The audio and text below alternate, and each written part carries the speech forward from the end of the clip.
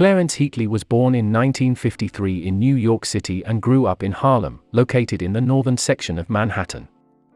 Heatley, who dropped out of school in the 4th grade, was sent to juvenile detention by the time he was 9 years old. Eventually, Heatley grew to 6 feet 7 inches. At some point Heatley acquired the nickname Preacher. His violent reputation also earned him the nickname the Black Hand of Death. In 1983, Heatley established his criminal organization, which would come to be known as the Preacher Crew. Heatley met his chief lieutenant, John Big Cuff, in 1983 when the latter was still employed as an officer in the now-defunct New York City Housing Authority Police Department. Cuff served as a driver and enforcer for Heatley even before he left the police department. The organization's main base of headquarters was located at Manhattan's 144th and 8th Avenue. Heatley owned an apartment building on the Grand Concourse, a main thoroughfare located in the Bronx, in which people were allegedly tortured, and sometimes killed in the basement. Sometime in 1986, Heatley, aware that he was the subject of investigation by law enforcement, voluntarily went to Harlem's 32nd Police Precinct to address his concerns regarding police inquiries with the chief detective. Much of Heatley's income was derived by extorting local drug dealers, charging upwards of $10,000. In many cases, the payment was made with the understanding that the Preacher Crew would murder the dealer's rival. The organization's enforcers were known as janitors, and some of them were given tattoos depicting a bucket and a mop dripping with blood. Allegedly, Heatley was the architect of the 1989 kidnapping of Donald Porter, 12-year-old nephew of Preacher Crew member Johnny Apple Porter. A $500,000 ransom demand was delivered to Donald's older brother, Harlem drug kingpin Rich Porter. Donald was abducted while on his way to his school, PS 92, on December 5. The kidnappers demanded $500,000 ransom for 12-year-old Donald's safe return by telephone. When Porter insisted that he didn't have the $500,000, the kidnappers then lowered the ransom to $350,000. On December 6, the abductors directed the family to a nearby McDonald's restaurant, where they found a coffee cup containing Donald's index finger, 2 of his rings and an audio cassette in the men's bathroom. According to police, the cassette tape contained a recording of Donald pleading to his older brother Rich to pay the ransom. Porter's sister Pat then contacted the FBI, against Rich Porter's wishes, and was directed to the NYPD.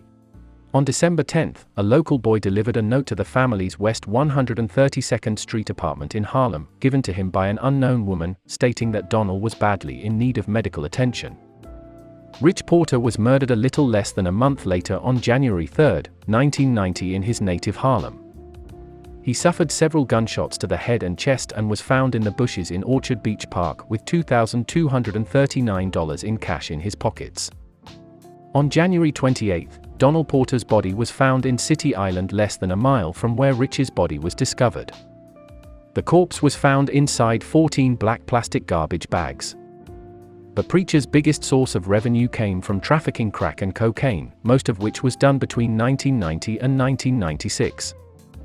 Heatley's organization, sometimes known as the Family, truly was a family affair that included his son, daughter, and girlfriend. According to former Preacher Crew member David Collins, Heatley and his associates abducted music superstar Bobby Brown at gunpoint in April of 1993. Associates of Heatley introduced themselves, at his behest, to the recording star at a Manhattan nightclub before convincing him to follow them to an apartment in the Bronx. After being beaten, Brown was taken to another apartment and held captive, naked, gagged and hogtied, except for when he was permitted to place a call to his then-wife Whitney Houston, in order to relay the kidnappers' demand of $400,000 in cash in exchange for the singer's release. Brown supposedly had an outstanding debt of $25,000 with a New Jersey-based dealer who'd supplied him with cocaine. Heatley is said to have assumed the crooner's debt after giving the dealer the amount owed.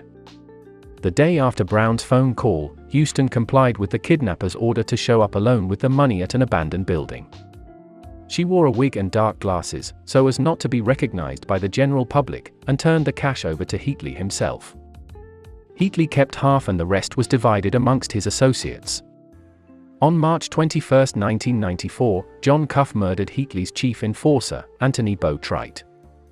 After Cuff shot Boatwright in the head in the basement of Heatley's apartment building, Heatley supervised as his associates used a circular saw to dismember the corpse.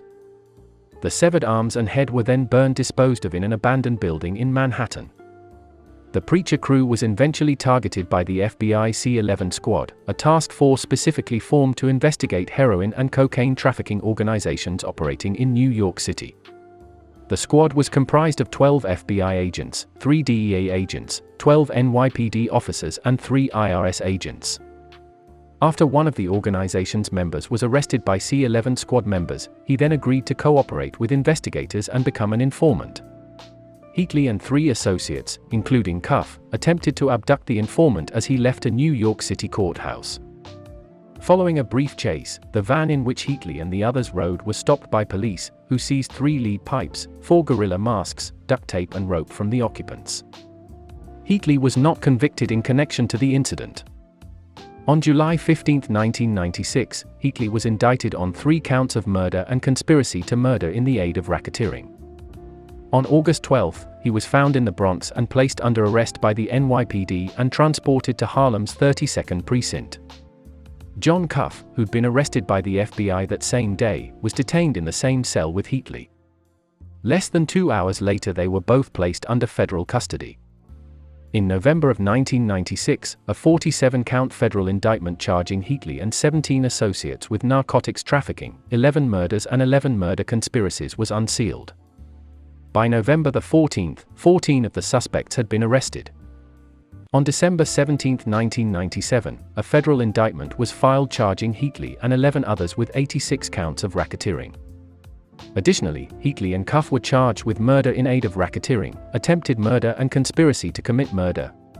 Heatley was also charged with participating in murders while acting as the principal administrator, organizer and leader of a continuing criminal enterprise involving narcotics, robbery and extortion. Cuff's charges also included participating in murders while working in furtherance of a continuing criminal enterprise involving narcotics and extortion. Heatley became the first defendant to be charged under the federal drug kingpin law in New York and thereby eligible for capital punishment. The government filed a notice of intent to seek the death penalty against Cuff and Heatley on January 8 and August 11, 1998, respectively. On February 5, 1999, Heatley pleaded guilty to federal racketeering charges and participation in 13 murders. The charges also included aid of racketeering, attempted murder, participation in a continuing criminal enterprise involving narcotics, robbery, extortion. He also admitted to ordering associates to commit arson. His plea deal called for U.S. Attorney Mary Jo White to seek life in prison as opposed to a death sentence. He was represented by both Joel S. Cohen and David A. Ruhnke. The deal allowed Heatley to avoid being the focus of the first federal death penalty trial in Manhattan since the 1950s. Heatley's life plus 225-year sentence was handed down on May 14 by Judge Michael Mukasey.